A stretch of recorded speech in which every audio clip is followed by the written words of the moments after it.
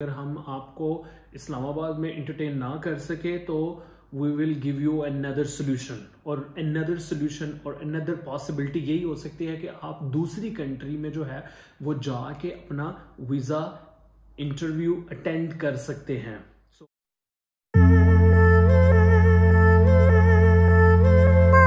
Hello, welcome back to my YouTube channel. In this video, we can talk about my personal experience at Swedish Embassy Islamabad. 2018 में जब मैंने student visa apply किया तो Swedish embassy ने मुझे interview के लिए बुलाया। आज मैं अपने इंटरव्यू एक्सपीरियंस को शेयर करूंगा। इसी के साथ साथ मेरे जो दूसरे फ्रेंड्स हैं जो कि सभी स्वीडन में हैं, उनसे जो क्वेश्चंस पूछे गए उन सबको मैंने कंपाइल किया है, so I can give you idea about all the questions और उसके पॉसिबल आंसर्स। इससे पहले कि मैं अपने स्वीडिश एम्बेसी के पर्सनल इंटरव्यू एक्सपीरियंस को शेयर करूं या सारे क्वेश्चंस के बारे में डिस्कशन करूं, आप लोगों को मेरी स्क्रीन पे 2-3 पिक्चर्स शो हो रही होंगी। इनमें आप देख सकते हैं कि स्वीडिश एम्बेसी जो है वो पॉजिटिव रिस्पॉन्स दे रही है। उन्होंने बता दिया है कि जिस तरह से डिफरेंट जगहों पे ये कहा जा रहा था कि Swedish embassy is going to be close for the whole year 2023, तो ऐसा बिल्कुल नहीं है। They are open but they are not open for visitors. आप ऑनलाइन वीजा अप्लाई कर सकते हैं। मैंने पिछली वीडियो में एक्सप्लेन किया था कि आप ऑनलाइन वीजा अप्लाई करके क्यू में लग जाएं। As soon as this issue is sorted out, आपको तब तक अपॉइंटमेंट मिल जाएगी। तो वो इस इशू पे काम कर रहे हैं। There will be a good news. अभी बहुत सारे जो स्टूडेंट्स हैं उनको उन्होंने ईमेल करके कह दिया है कि अगर हम आपको इस्लामाबाद में एंटरटेन ना कर सके तो we will give you another solution और अनदर पॉसिबिलिटी यही हो सकती है कि आप दूसरी कंट्री में जो है वो जाके अपना वीजा इंटरव्यू अटेंड कर सकते हैं। So this is a possibility. तो अभी बात कर लेते हैं कि क्वेश्चंस क्या क्या पूछे जा सकते हैं। अच्छा, क्वेश्चंस को मैंने 4 हिस्सों में डिवाइड किया है। पहला ये है कि व्हाई यू चूज स्वीडन, कि स्वीडन के बारे में सवाल होंगे कि स्वीडन आपने चूज क्यों किया, यूनिवर्सिटी एंड ऑल दैट। उसके बाद बात आ जाएगी कि स्पेसिफिक प्रोग्राम और स्पेसिफिक यूनिवर्सिटी आपने क्यों चूज की। थर्ड पोर्शन होगा कि आपकी जो टाइमलाइन है, टाइमलाइन कहते हैं कि कब आपने अप्लाई किया, कब आपको एडमिशन मिला, किस तरह से आप आगे प्रोसीड किए। Fourth section will be about the bank statement. तो सबसे पहले बात करते हैं कि स्वीडन को अगर आपने चूज किया है तो क्यों चूज किया है, ये सवाल पूछा जा सकता है और ये बहुत ही कॉमन क्वेश्चन है।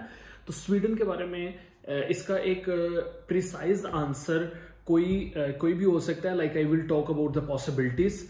First possibility is Sweden is a Scandinavian country. तो आप ये कह सकते हैं कि मैं स्कैंडिनेवियन कल्चर को एक्सप्लोर करना चाहता हूं। यहाँ पे जो वर्क लाइफ बैलेंस है स्कैंडिनेविया में, उसके बारे में सारी दुनिया में मशहूर है कि it is one of the good work life balance.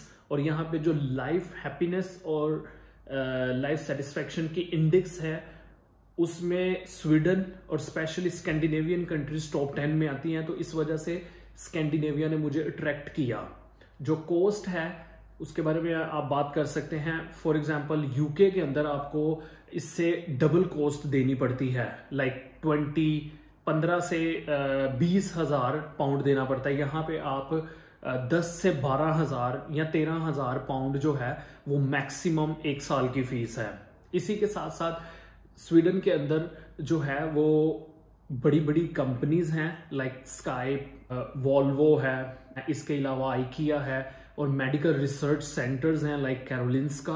तो अब इनके बारे में बात कर सकते हैं कि बड़ी कंपनीज हैं, एक अच्छा फ्यूचर मैं देखता हूं, तो इसलिए मैंने स्वीडन को चूज किया। उसके बाद वो पूछ सकते हैं आपसे कि आपने ये स्पेसिफिक यूनिवर्सिटी और ये प्रोग्राम क्यों सिलेक्ट किया है। तो उसके लिए आंसर सिंपल सा ये हो सकता है कि ये जो यूनिवर्सिटी है it is one of the best university. जो टॉप 10 यूरोप की यूनिवर्सिटीज हैं उनमें से ये आ रही है। अगर फॉर एग्जांपल आपकी यूनिवर्सिटी टॉप 10 में नहीं भी आ रही, आप ये कह सकते हैं कि मैं एक छोटी यूनिवर्सिटी में इसलिए जा रहा हूं so I can get small classroom experience. Like छोटी यूनिवर्सिटी में ये होता है कि स्टूडेंट्स कम होते हैं, लाइक 15-20 स्टूडेंट्स होते हैं, तो स्टूडेंट टीचर इंटरेक्शन बहुत अच्छा होता है। आप इसके बारे में बात कर सकते हैं कि I will have a chance to experience a good connection between teacher and student, क्योंकि वो यूनिवर्सिटी छोटी है और स्टूडेंट के लिए इजी है टीचर्स के साथ इंटरेक्ट करना, और स्टूडेंट्स भी क्लास में कम होते हैं। इसके अलावा यूनिवर्सिटी के बारे में बात कर सकते हैं कि यूनिवर्सिटी जो है वो उसमें ये बातें अच्छी हैं, उसमें रिसर्च अच्छी है, उसकी फैकल्टी अच्छी है, उसका प्रोग्राम अच्छा है, और इस प्रोग्राम को पढ़ के मुझे यूरोप के अंदर या अपनी कंट्री के अंदर अच्छे प्रोस्पेक्ट्स नज़र आ रहे हैं। उसके बाद जो बात की जा सकती है वो टाइमलाइन के बारे में आपसे पूछ सकते हैं कि आपने जो है वो कब एडमिशन अप्लाई किया, कौन से 4 प्रोग्राम आपने सिलेक्ट किए और कौन सी यूनिवर्सिटीज़ के किए और किस में एडमिशन हुआ है, और आपका जो है वो किसके साथ यूनिवर्सिटी में राब्ता है, और उसका ईमेल एड्रेस पूछा जा सकता है आपसे, आपकी डेट ऑफ बर्थ, आपकी ये जो सारी डेट्स है एप्लीकेशन अप्लाई करने की, एडमिशन लेने की, उसके बाद कोऑर्डिनेशन की, और फीस कब पे करनी है, और अगली फीस के बारे में आपका क्या प्लान है, do you have money for the next fees, इसके बारे में पूछा जा सकता है।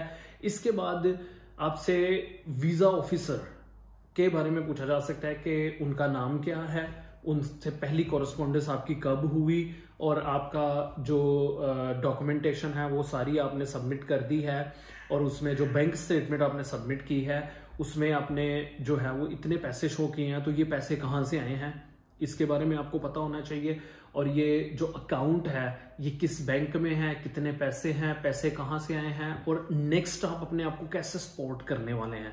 तो ये सारे क्वेश्चंस हैं जो कि नॉर्मली पूछे जाते हैं। इनमें से बहुत सारे मेरे से भी पूछे गए, और कुछ ऐसे थे जो मेरे कोलीग्स से या मेरे जो फ्रेंड्स हैं उनसे पूछे गए, तो आई डिसाइडेड कि आपको इन सब क्वेश्चंस के बारे में नॉलेज होना चाहिए।